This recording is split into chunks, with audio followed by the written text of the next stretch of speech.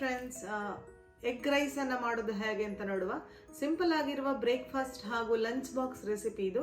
ಅದನ್ನು ಸ್ವಲ್ಪ ನಾವು ಆರೋಗ್ಯಕರವಾಗಿ ಯಾವುದೇ ಕೆಚಪ್ಗಳಿಲ್ಲದೆ ಸಾಸ್ಗಳಿಲ್ಲದೆ ಮಾಡೋದು ಹೇಗೆ ಅಂತ ನೋಡುವ. ಈ ರೆಸಿಪಿ ನಿಮ್ಗೆ ಇಷ್ಟ ಆದರೆ ವಿಡಿಯೋಕ್ಕೊಂದು ಲೈಕ್ ಕೊಡಲಿಕ್ಕೆ ಮರಿಬೇಡಿ ಫ್ರೆಂಡ್ಸ್. ಬಲಾಲ್ಸ್ ಕ್ಯಾಬೋಸನ್ನು ನೀವು ಫಸ್ಟ್ ಟೈಮ್ ನೋಡ್ತಾ ಇರುವವರಾದರೆ ಸಬ್ಸ್ಕ್ರೈಬ್ ಮಾಡಿ, ಸೈಡಲ್ಲಿರುವ ಬೆಲ್ ಐಕನನ್ನು ಪ್ರೆಸ್ ಮಾಡಿ ಪ್ಲೀಸ್.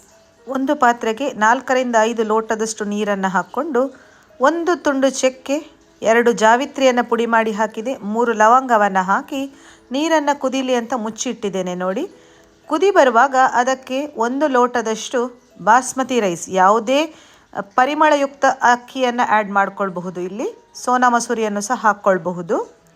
ನಾನಿಲ್ಲಿ ಬಾಸ್ಮತಿ ರೈಸನ್ನು ಹಾಕಿ ಸ್ವಲ್ಪ ರುಚಿಗೆ ಬೇಕಿದ್ದಷ್ಟು ಉಪ್ಪನ್ನು ಹಾಕಿ ಮುಚ್ಚಳವನ್ನು ಮುಚ್ಚಿ ಇದನ್ನು ಬೇಯಿಸ್ತೇನೆ. ಬೆಂದ ನಂತರ ಅದನ್ನು ಒಂದು ಸೋಸುವ ಸಹಾಯದಿಂದ ಸೋಸ್ಕೊಳ್ತಾ ಇದ್ದೇನೆ. ನೋಡಿ,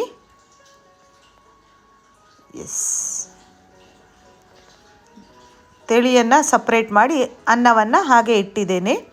ಒಂದು ಬಿಸಿಯಾದ ಪ್ಯಾನಿಗೆ ತೆಂಗಿನ ಎಣ್ಣೆಯನ್ನು ಹಾಕಿದೆ, 5 ರಿಂದ 6 ಟೇಬಲ್ ಸ್ಪೂನ್.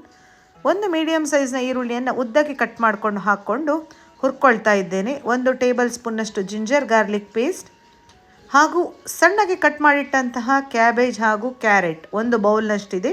ನೀವಿಲ್ಲಿ ಕ್ಯಾಪ್ಸಿಕಮನ್ನು ಸಹ ಆ್ಯಡ್ ಮಾಡ್ಕೊಳ್ಬಹುದು, ಯಾವುದೇ ನಿಮ್ಮ ಇಷ್ಟದ ವೆಜಿಟೇಬಲನ್ನು. ಸ್ವಲ್ಪ ಅದು ಬಾಡ್ತಾ ಬರುವಾಗ ಅದಕ್ಕೆ ರುಚಿಗೆ ತಕ್ಕಷ್ಟು ಉಪ್ಪನ್ನು, ತರಕಾರಿಗೆ ಎಷ್ಟು ಬೇಕೋ ಅಷ್ಟು ಉಪ್ಪನ್ನು ಮಾತ್ರ ಹಾಕ್ಕೊಳ್ಳಿ. ಅನ್ನಕ್ಕೆ ನಾವು ಆಲ್ರೆಡಿ ಉಪ್ಪನ್ನು ಹಾಕಿ ಬೇಯಿಸಿಟ್ಟಿದ್ದೇವೆ. ಸ್ವಲ್ಪ ಹಸಿ ವಾಸನೆ ಹೋಯಿತು ಅನ್ನುವಾಗ ಈ ಥರ ಮಿಡಲಲ್ಲಿ ಜಾಗ ಮಾಡಿ ವೆಜಿಟೇಬಲನ್ನೆಲ್ಲ ಸೈಡ್ ಮಾಡ್ಕೊಳ್ತಾ ಇದ್ದೇನೆ. ನೋಡಿ,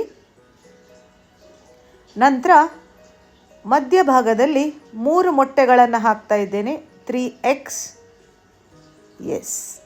ಆ ಮೊಟ್ಟೆಗೆ ಎಷ್ಟು ಬೇಕೋ ಅಷ್ಟು ಉಪ್ಪು,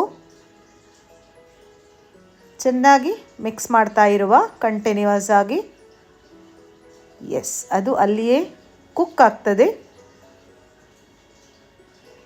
ತುಂಬಾ ಹೆಲ್ದಿಯಾಗಿರುವ ರೆಸಿಪಿ ಇದು. ಮಕ್ಕಳಂತೂ ತುಂಬಾ ಇಷ್ಟಪಟ್ಟು ತಿಂತಾರೆ. ಇದನ್ನು ಲಂಚ್ ಬಾಕ್ಸಿಗೆ ಸಹ ತಗೊಂಡು ಹೋಗಲಿಕ್ಕೆ ಇಷ್ಟಪಡ್ತಾರೆ.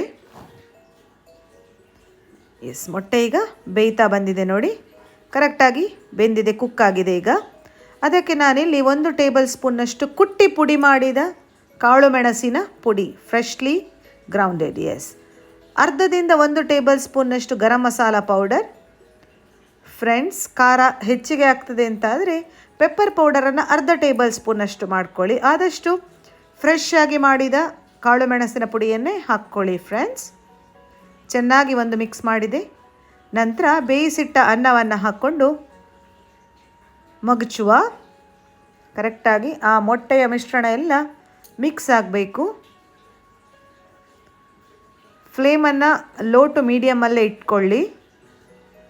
ಘಮ ಘಮ ಅಂತಿದೆ.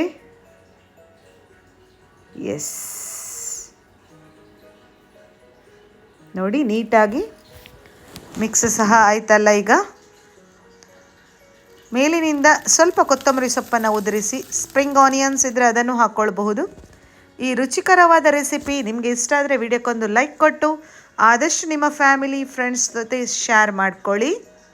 ಬಲಾಲ್ಸ್ ಕ್ಯಾಬೋಸಿಗೆ ಸಪೋರ್ಟ್ ಮಾಡ್ತಾ ಇರಿ. Thanks for watching.